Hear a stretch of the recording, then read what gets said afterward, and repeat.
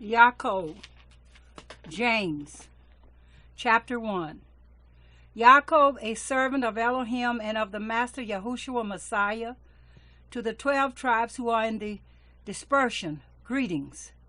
My brothers, count it all joy when you fall into various trials, knowing that the proving of your belief works endurance. And let endurance have a perfect work, so that you be perfect and complete, lacking in naught. If any of you lacks wisdom, let him ask of Elohim, who gives to all generously and without reproach, and it shall be given to him. But he should ask in belief, not doubting. For he who doubts is like a wave of the sea, driven and tossed by the wind. For that man should not think that he shall receive whatever from the Master. He is a double-minded man, unstable in all his ways. And let the lowly brother boast in his exhortation, but the rich in his humiliation, because as a flower of the field he shall pass away. For the sun rose with burning heat, and withered the grass, and its flower fell, and its pretty appearance perished. So also the rich man shall fade away in his ways. Blessed is the man who does endure trial, for when he has been proved, he shall receive the crown of life which the Master has promised to those who love him. Let no one say when he is enticed, I am enticed by Elohim. For Elohim is not enticed by evil matters, and he entices no one. But each one is enticed when he is drawn away by his own desires and trapped. Then when desire has conceived, it gives birth to sin. And when sin, when it has been accomplished, brings forth death. Do not go astray, my beloved brothers. Every good gift and every perfect gift is from above, coming down from the Father of lights, with whom there is no change nor shadow of turning. Having purposed it, he brought us forth by the word of truth, for us to be a kind of first fruits of his creatures. So then, my beloved brothers, let every man be swift to hear, slow to speak, slow to wrath. For the wrath of man does not work the righteousness of Elohim. Therefore put away all filthiness and overflow of evil, and receive with meekness the implanted word, which is able to save your lives. And become doers of the word, and not hearers only, deceiving yourselves. Because if anyone is a hearer of the word and not a doer, he is like a man who looks at his natural face in a mirror. For he looks at himself and goes away, and immediately forgets what he was like. But he that looked into the perfect Torah, that of freedom, and continues in it, not becoming a hearer and forgets, but a doer of work, this one shall be blessed in his doing of the Torah. If anyone among you thinks he is religious and does not bridle his tongue, but deceives his own heart, this one's religion is worthless. Clean and undefiled religion before the Elohim and Father is this: to visit orphans and widows in their affliction, and to keep oneself unstained from the world. Yaakov, James, chapter 2. My brothers, do not hold the belief of our Master Yahushua Messiah, the Master of esteem and partiality. For if there should come into your meeting a man with gold rings and a splendid robe, and there should also come in a poor one dressed in rags, and you pay attention to the one wearing the splendid robe, and say to him, you sit here in a good place, and say to the poor one, you stand there, or sit here by my feet. Have you not discriminated among yourselves, and become judges and with wicked thoughts? Listen, my beloved brothers. Has Elohim not chosen the poor of this world, rich in belief, and heirs of the reign which he promised to those who love him? But you have shown disrespect towards the poor man. Do not the rich oppress you and drag you into the courts? Do they not blaspheme that good name by which you are called? If you truly accomplish the sovereign law according to the scripture, you shall love your neighbor as yourself, you do well. But if you show partiality, you commit sin, being found guilty by the Torah as transgressors. For whoever shall guard all the Torah, and yet stumble in one point, he is guilty of all. For he who said, do not commit adultery, also said, do not murder. Now if you do not commit adultery, but you do murder, you have become a transgressor of Torah. So speak and so do as those who are to be judged by a Torah of freedom. For the judgment is without compassion to the one who has shown no compassion, and compassion boasts over judgment. My brothers, what use is it for anyone to say he has belief but does not have works? This belief is unable to save him. And if a brother or sister is naked and in need of daily food, but one of you says to them, go in peace, be warmed and be filled, but you do not give them the bodily needs, what use is it? So also belief, if it does not have works, it is in itself dead. But someone might say, you have belief and I have works. Show me your belief without your works, and I shall show you my belief by my works. You believe that Elohim is one? You do well. The demons also believe and shudder. But do you wish to know, O foolish man, that the belief without the works is dead? Was not Abraham our father declared right by works when he offered Yishak his son on the altar? Do you see that the belief was working with his works, and by the works the belief was perfected? And the scripture was filled, which says, Abraham believed Elohim, and it was reckoned to him for righteousness, and he was called Elohim's friend.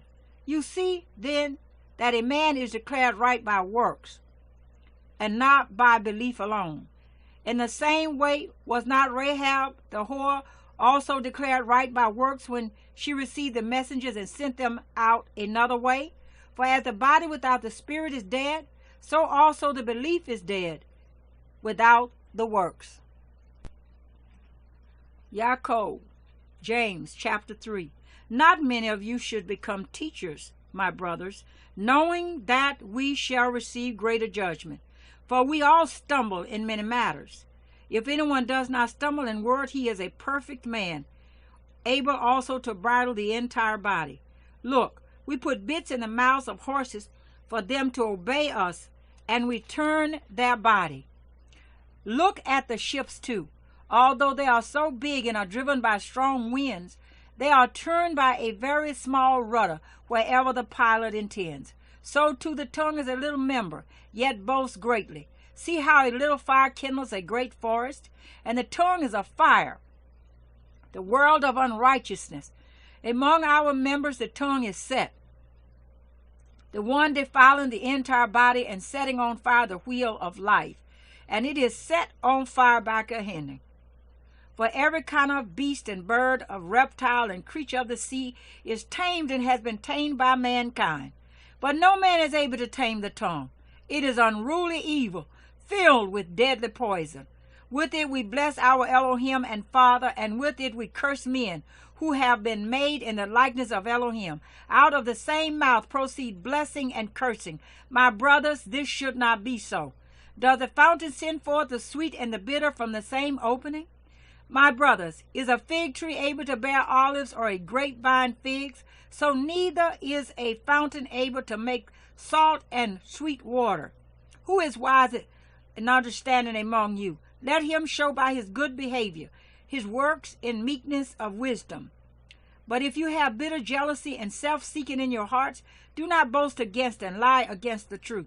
This is not the wisdom coming down from above, but it is earthly, unspiritual, demonic.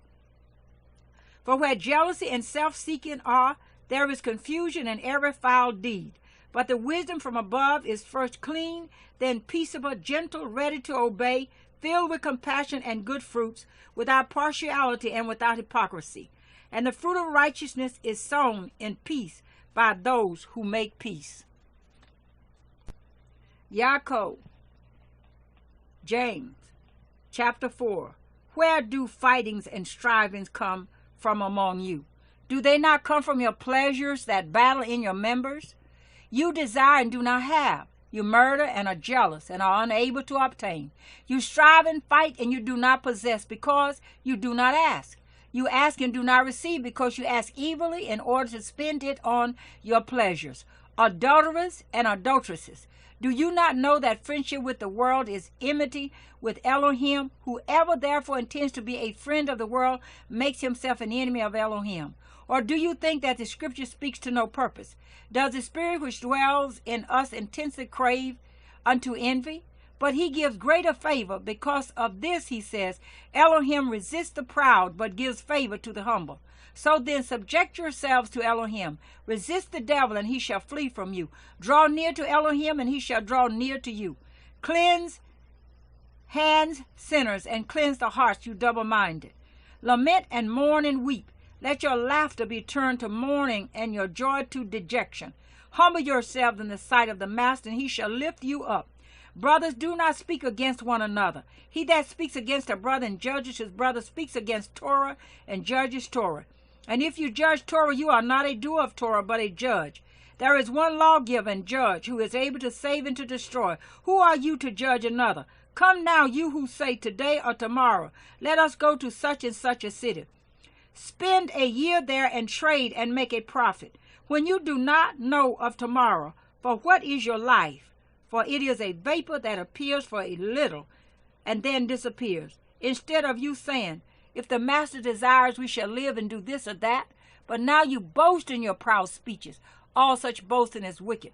To him then who knows to do good and does not do it, to him it is sin. Yaakov chapter 5. Come now, rich ones, weep, crying aloud over the hardships coming upon you. Your riches have rotted, and your garments have become moth-eaten. Your gold and silver have become rusty, and their rust shall be a witness against you, and shall eat your flesh like fire. You have laid up treasure in the last days. See, the wages of the workmen who mowed your fields, which you kept back, cry out, and the cries of the reapers have reached the ears of Yahuwah of hosts. You have lived on the earth in pleasure and luxury. You have fattened your hearts as in a day of slaughter. You have condemned, you have murdered the righteous. He does not resist you. So, brothers, be patient until the coming of the Master. See, the farmer waits for the precious fruit of the earth, waiting patiently for it until it receives the early and latter rain. You too, be patient, establish your hearts, for the coming of the Master has drawn near. Do not grumble against each other, brothers, lest you be judged. See, the judge is standing at the door. My brothers, as an example of suffering and patience, take the prophets who spoke in the name of Yahuwah. See, we call those blessed who endure. You have heard of the endurance of Yaakov and saw the purpose of Yahuwah, and he is very sympathetic and compassionate. But above all, my brothers, do not swear either by the heaven or by the earth or with any other oath, but let your yea be yea and your no, no, lest you fall into judgment. Is any of you suffering evil? Let him pray. Is anyone in good spirits? Let him sing psalms. Is anyone among you sick? Let him call for the elders of the assembly, and let them pray over him, having anointed him with oil in the name of the Master. And the prayer of the belief shall save the sick, and the Master shall raise him up, and if he has committed sins, he shall be forgiven. Confess your trespasses to one another, and pray for one another, so that you are healed. The earnest prayer of a righteous one accomplishes much.